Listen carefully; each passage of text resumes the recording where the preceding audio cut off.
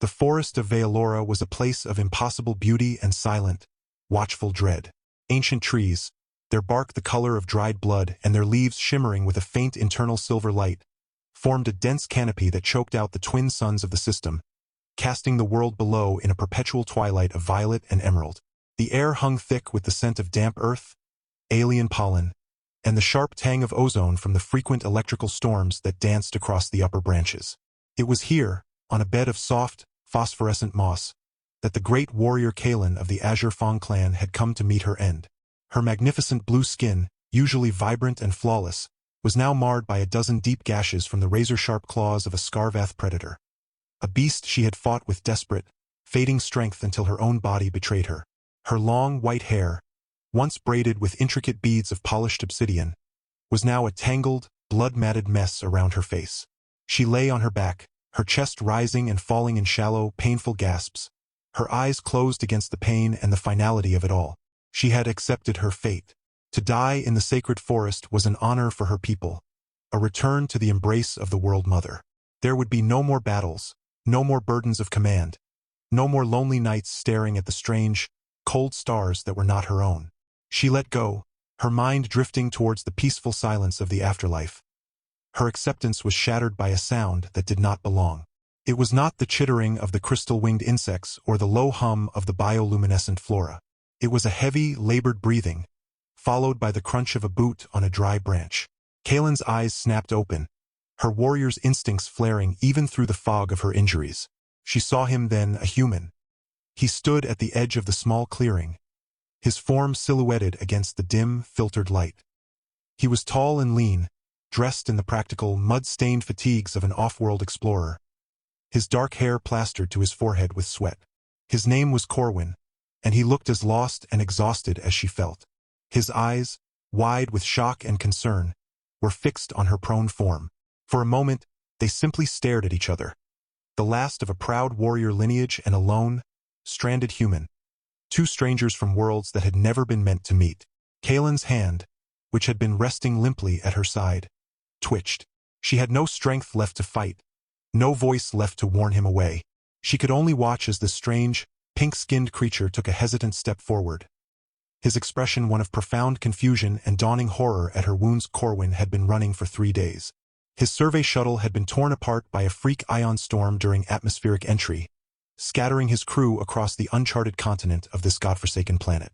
He'd seen 2 of his friends ripped apart by creatures with too many legs and teeth like shards of black glass. He was alone, hungry, and his water recycler was failing. He'd stumbled into this clearing hoping to find some edible fungus or a clean water source, not a dying goddess. She was breathtakingly alien, yet undeniably humanoid. Her blue skin seemed to drink the dim light, and her white hair glowed faintly, like captured moonlight. But it was the wounds that held his attention. The deep, ragged tears in her abdomen were already beginning to fester with a sickly green hue. He knew that look. Infection. Sepsis. A death sentence without proper medical care. He had a basic field kit on his belt, but it was designed for human physiology, not for whatever she was. He should have turned and run. Every survival instinct screamed at him to leave this dangerous, unknown entity alone. But he couldn't.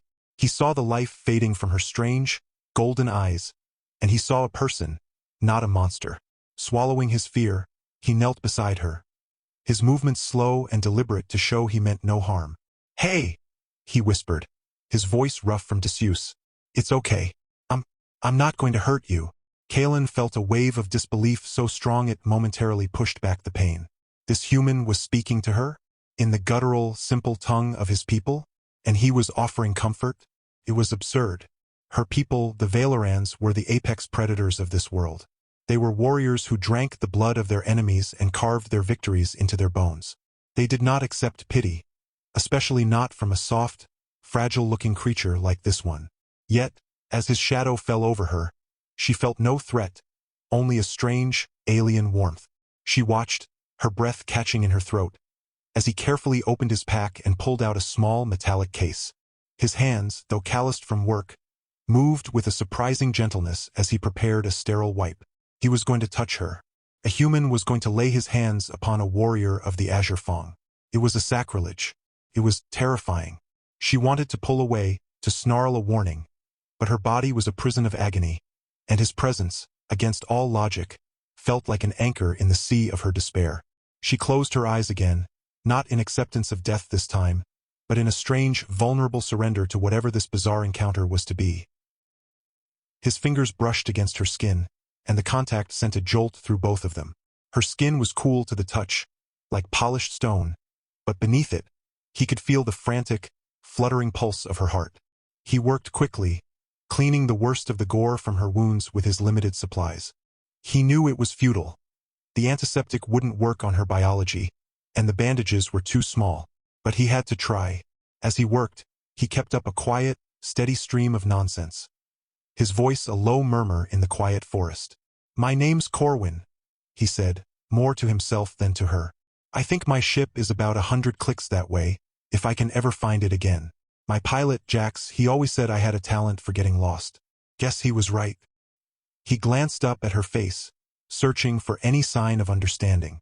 Her eyes were still closed, but her brow was furrowed, as if she were listening intently to the strange music of his voice. He noticed a fresh tear tracking through the grime on her cheek, and his heart clenched. He was failing her. He was just a mechanic, not a doctor. What was he doing? Suddenly, Kaylin's eyes flew open, wide with alarm. Her head snapped towards the tree line behind Corwin, her entire body tensing. A low, guttural growl rumbled in her chest, a sound that vibrated through the ground itself. Corwin froze, his blood turning to ice. He didn't need to turn around to know what was coming. He could hear it now, the heavy, wet footfalls, the clicking of massive mandibles, the low, hungry hiss that had haunted his nightmares for the past 3 days. The Scarvath. It had tracked its wounded prey. It was back. He slowly turned his head and saw it emerge from the shadows between the great trees. It was a nightmare-given flesh, a hulking monstrosity of chitin and muscle, standing twice his height, with 6 multi-jointed legs ending in scythe-like claws. Its eyeless head swiveled, its sensory pits focused directly on the two of them. Corwin's hand instinctively went to the plasma pistol at his hip, but he knew it was empty. He'd used his last charge to blow a hole in a rock wall to escape another one of these things. He was weaponless. He was dead. They both were. In that moment of pure, animal terror, something shifted inside Kaylin. The despair that had been her shroud was burned away by a sudden, fierce surge of protective rage. This foolish, gentle human had risked himself for her. He had offered his kindness in the face of her death, and now he was about to pay for it with his life. A warrior does not let her protector fall. With a strength that defied her broken body, she pushed herself up onto one elbow, ignoring the white-hot agony that screamed through her nerves. She locked eyes with Corwin, her golden gaze burning with a fire he hadn't seen before. "Run," she rasped, her voice a dry whisper that was somehow filled with command. It was the first word she'd spoken, and it was in his own language, perfectly accented, learned from the few human transmissions her clan had intercepted. The shock on his face was almost comical, but there was no time for questions. The Scarvath charged. Corwin didn't run. He couldn't. He saw the effort it took for her just to hold herself up, and he knew she was buying him seconds with her own life. Instead of fleeing, he acted on pure, stupid instinct. He grabbed the only thing he had, the empty metal casing of his plasma pistol, and hurled it with all his might at the charging beast. It clanged harmlessly off its armored carapace, but it was enough to make the creature hesitate for a split second, its head jerking towards the new threat. That was all Kaylin needed. From a hidden sheath on her thigh, slick with her own blood, she drew a short, curved blade made of a strange, black, organic material that seemed to absorb the light. It was her soul knife, a weapon passed down through her bloodline, said to be forged from the heart of a fallen star.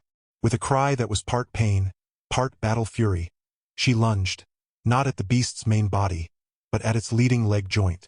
The blade, impossibly sharp, bit deep, severing tendons and drawing a spray of acidic ichor. The Scarvath roared in pain and surprise, stumbling to its side. Corwin used the distraction to scramble to his feet and grab a fallen, heavy branch from the forest floor. He was no warrior, but he'd spent his life fixing engines, and he knew where to hit to cause the most damage. He swung the branch like a club, aiming for the creature's sensory pits. The impact was sickening, and the beast shrieked, thrashing wildly. Kaylin, her strength spent, collapsed back onto the moss, her vision swimming.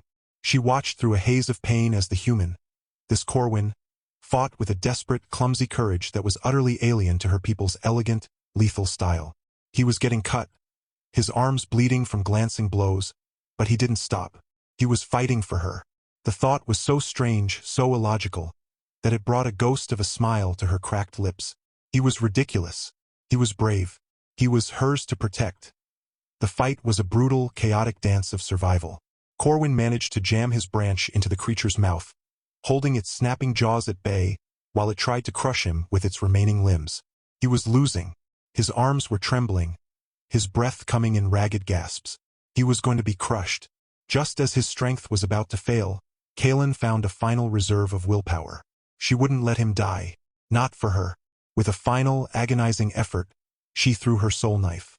It spun through the air, a blur of darkness, and buried itself deep in the base of the Scarvatha's skull. The creature gave one last, shuddering convulsion and then collapsed, dead. The sudden silence was deafening. Corwin slumped to his knees, his chest heaving, his body covered in cuts and bruises. He looked over at Kaelin, who was lying perfectly still, her eyes closed once more, her chest barely moving. He crawled over to her, his heart in his throat. "Kaelin?" he whispered, his voice raw. He gently took her hand in his, the same hand that had first touched her in kindness. Her fingers were cold. He felt a faint pressure as her hand weakly closed around his. Her eyes fluttered open, meeting his with a depth of emotion he couldn't begin to understand. There was pain there, yes, but also a profound wonder and something else. Something warm and bright that hadn't been there before. She looked from their joined hands to his face, her golden eyes searching his. The great warrior, who had faced death with stoic resolve, now looked at him with a vulnerability that was more terrifying than any Scarvath. "Why?" she breathed, the single word carrying the weight of her entire world. "Why did you not run? Why do you stay?" Her question hung in the air, heavy with the unspoken history of her people's isolation and his own inexplicable compassion. Corwin, his own body aching, his mind reeling from the sheer impossibility of everything that had just happened, could only give her the simple, honest truth. "Because leaving you here felt like the wrong choice," he said softly, his thumb brushing over her cool knuckles. "And I've made enough of those to last a lifetime." A strange peace settled over the clearing, broken only by their shared, labored breathing. The immediate threat was gone, but their situation was still dire. Kaelin was dying, and Corwin was lost in a hostile wilderness. Yet, in their joined hands, a fragile bridge had been built between two worlds. He knew he couldn't carry her far, not in his state and not with her injuries. He needed to find shelter, somewhere safe to figure out a way to keep her alive. He remembered seeing a rocky outcrop a short distance back, a place that might offer some protection.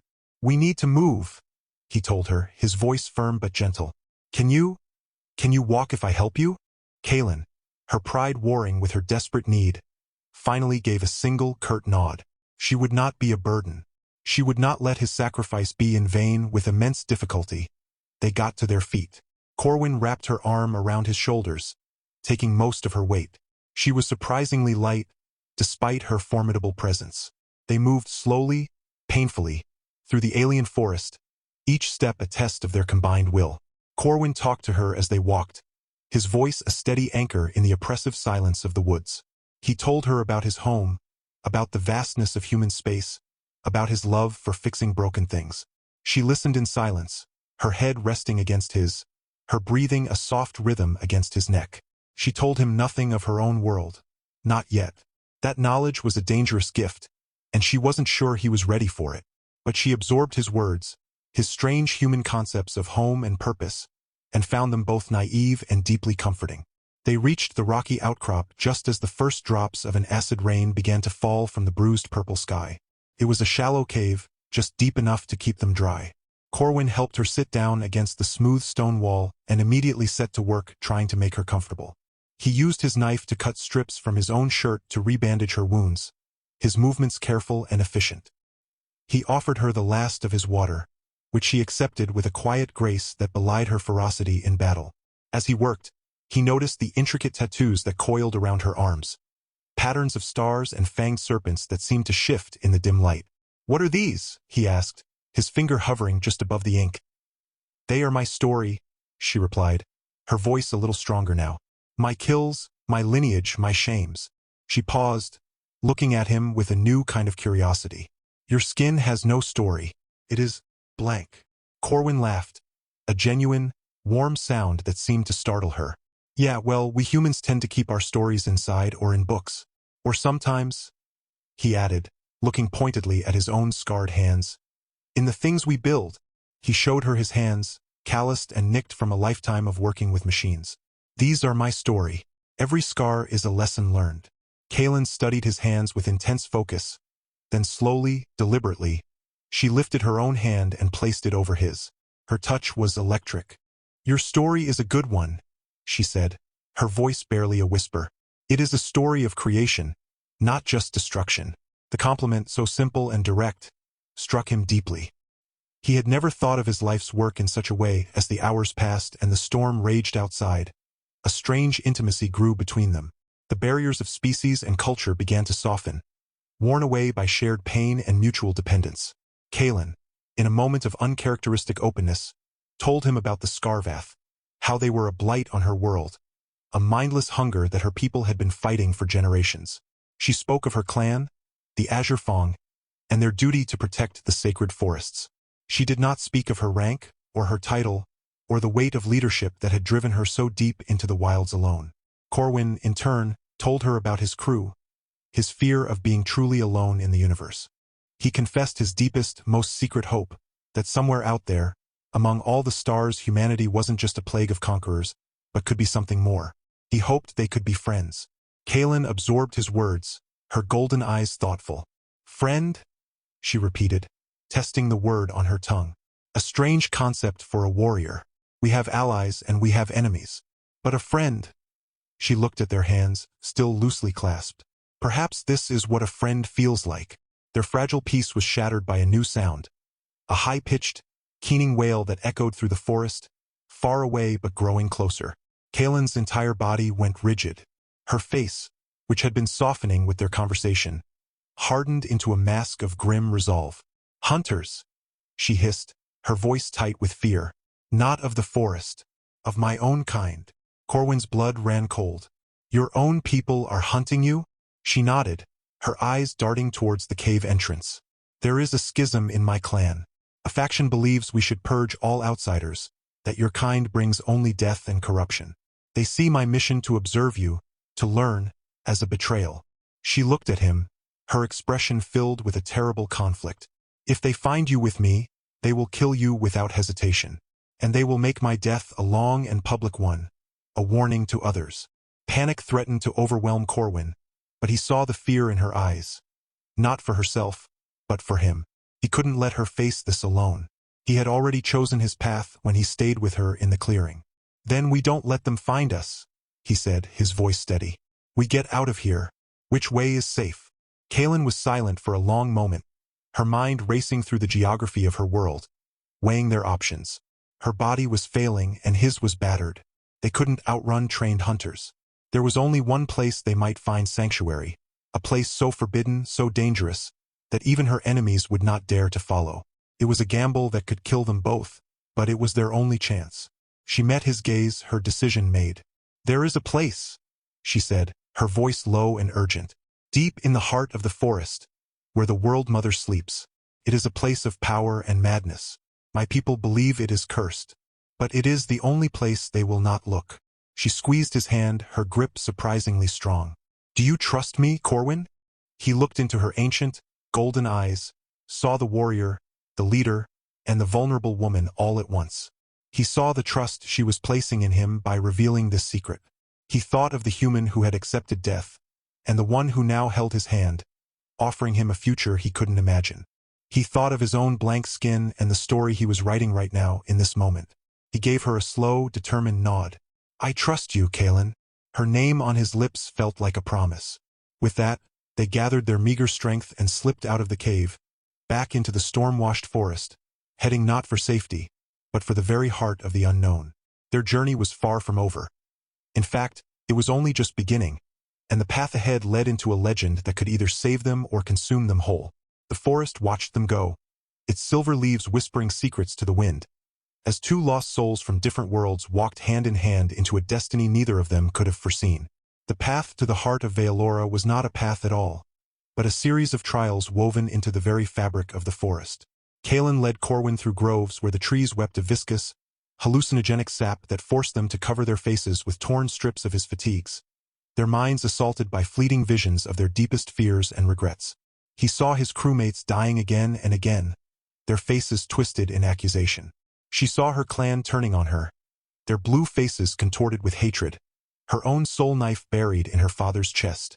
They stumbled through these psychic storms, leaning on each other for physical and mental support, their bond forged in shared terror. Deeper they went, until the familiar silver-leaf trees gave way to something far older and stranger. The trees here were colossal, their trunks wide as buildings, their bark a deep, iridescent black that seemed to swallow the light. Their roots formed natural archways and tunnels, and from their branches hung thick, pulsating vines that glowed with a soft, internal bioluminescence, casting the world below in an eerie, shifting blue-green light.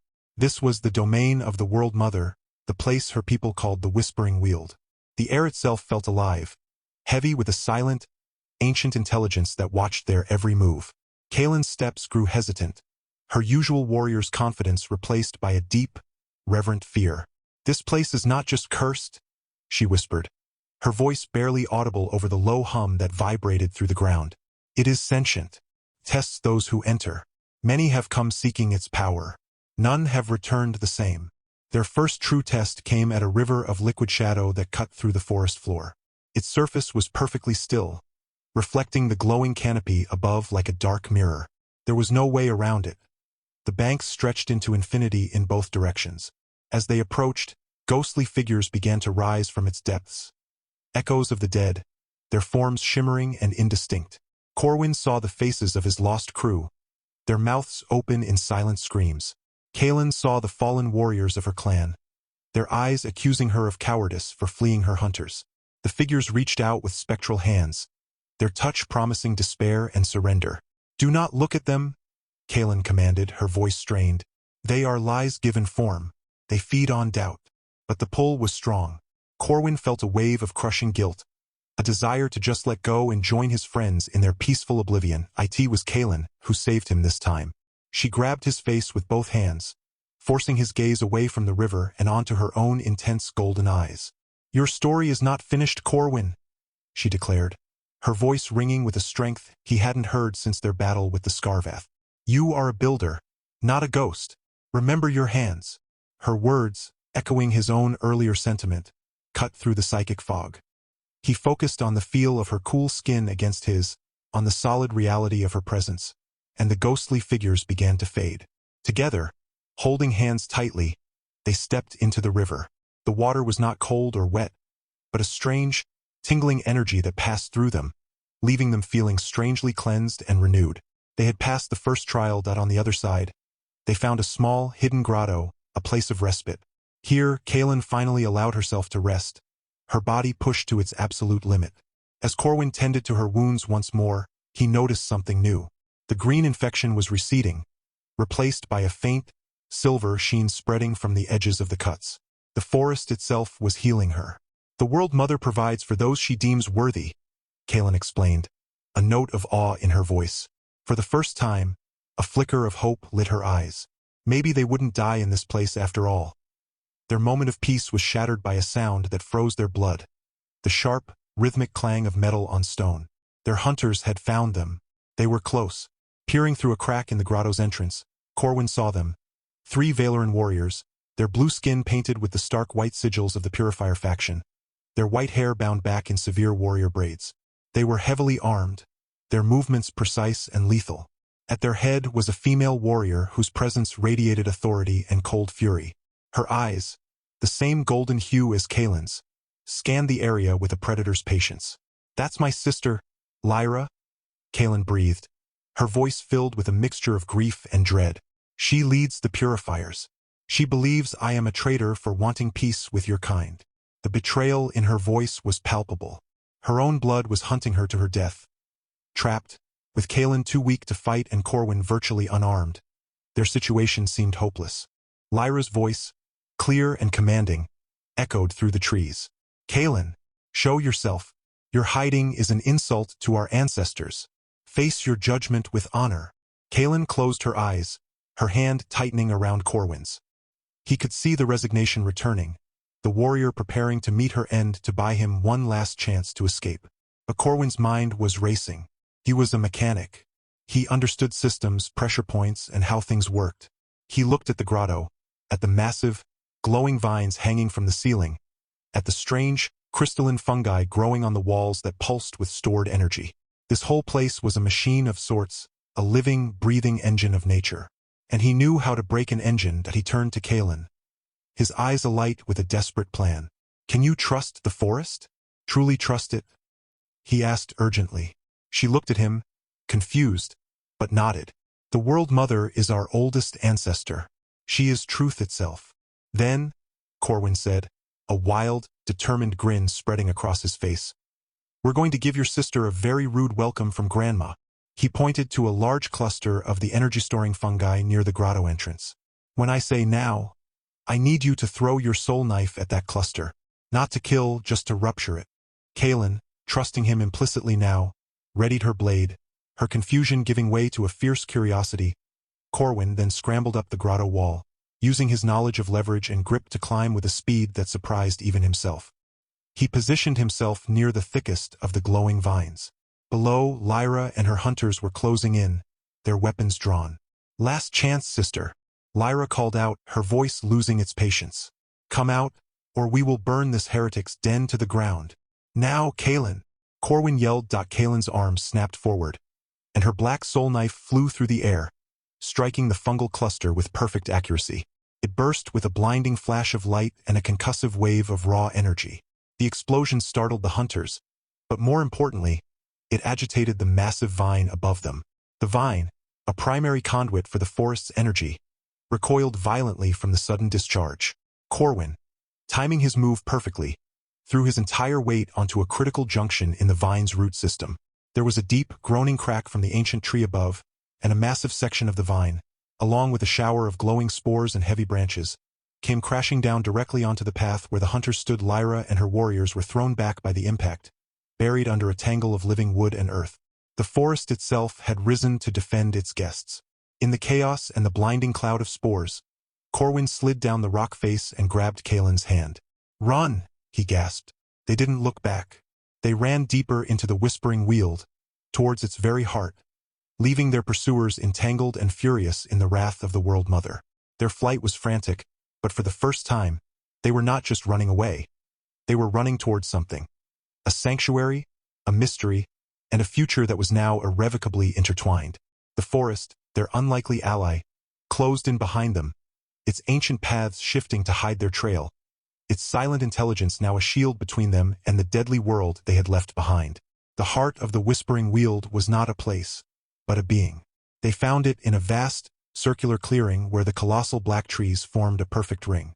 In the center stood a single, immense tree, its bark shimmering with every color of the spectrum, its branches holding aloft a canopy of pure, white light that pushed back the perpetual twilight of Vealora. This was the physical manifestation of the World Mother, an ancient, sentient consciousness that was the source of all life on the planet. As they approached, a wave of pure, calming energy washed over them, soothing their wounds and quieting their fears. The frantic chase, the threat of Lyra, the pain. It all seemed to melt away in the presence of this primordial peace. A voice, not heard with their ears but felt within their very souls, spoke to them. It was a chorus of a million whispers, ancient and kind. It saw their journey, their sacrifices, their bond. It saw Corwin's gentle courage and Kaelin's rediscovered honor. And it saw the future that their union could create, a bridge between two worlds, a new chapter for the Vealoran people. The World Mother did not judge Kaelin a traitor. It saw her as a pioneer. It offered them sanctuary not just for now but forever. A small dwelling, grown from the living wood of the great tree itself, appeared at its base, a home for them to build their life together. Weeks turned into months. The forest healed Kaelin completely, the silver sheen from the river becoming a permanent, beautiful tracery over her once terrible scars, a mark of her trial and her new path.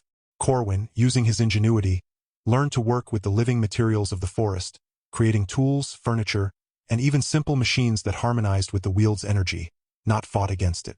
He was no longer just a stranded mechanic. He was a builder in a new world. Their days were filled with learning. Kaelin teaching him the language and history of her people, the names of the stars in her sky, the songs of the forest creatures. He taught her of Earth, of human music, of the vastness of the galaxy, and the simple joy of fixing something that was broken. Their love grew not in grand declarations, but in quiet moments. Sharing a meal of strange, sweet fruits, tending to their garden of glowing flora, or simply sitting in comfortable silence under the great tree, their hands always finding each other. Their peace was tested one final time when Lyra, having finally freed herself and her hunters, found the entrance to the wheel's heart. But she did not come with weapons drawn. She came alone, her face etched with confusion and a dawning shame. The World Mother's energy had touched her too during the vine attack, showing her visions that shattered her dogma. She saw Kaelin not as a traitor, but as a savior who had chosen a path of creation over endless destruction.